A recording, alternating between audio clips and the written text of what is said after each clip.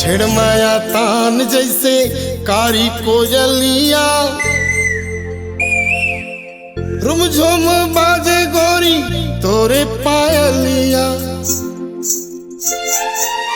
छेड़ माया तान जैसे कारी कोयलिया, रुमझुम बाजे गोरी तोरे पायलिया।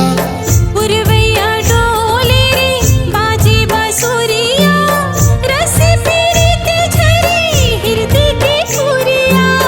माया में कभू कभू कर ले कर झगड़ा, मीठे लागे वो निक माया तोरे नखरा। जिंदगी जन्म सफल होई जा, ये राजा मोर ये धनी मोर, दिन दिन तोरे मोरे माया हरिया। रानी मोर दीवानी मोर, दिन दिन तोर मोर माया हरिया।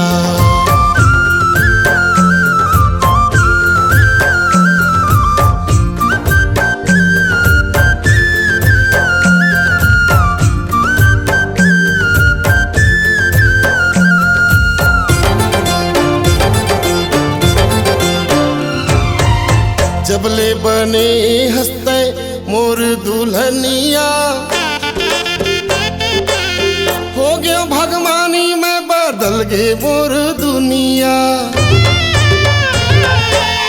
जबले बने हंसते मोर दुल्हनिया, हो गया भगवानी में बदल गे मोर दुनिया।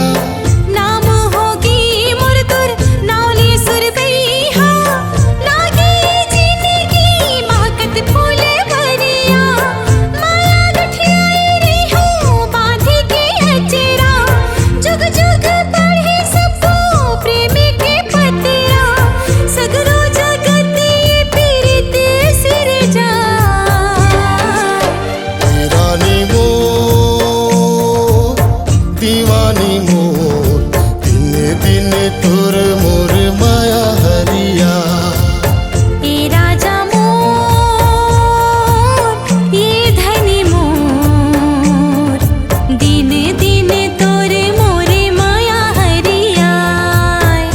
रानी मोर दीवानी मोर, दिन दिन तोर मोर माया हरिया। ए राजा मोर ये धनी मोर, दिन दिन तोरे मोरे माया हरिया।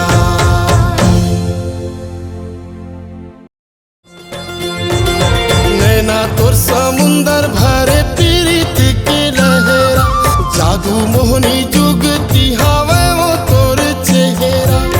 देखते देखत हाय उम्र बीत जा, रानी मोर। नवा नवा गाना देखे सुने बर सृजन म्यूजिक गोरेलाल बर्मन चैनल ला सब्सक्राइब करो। धन्यवाद।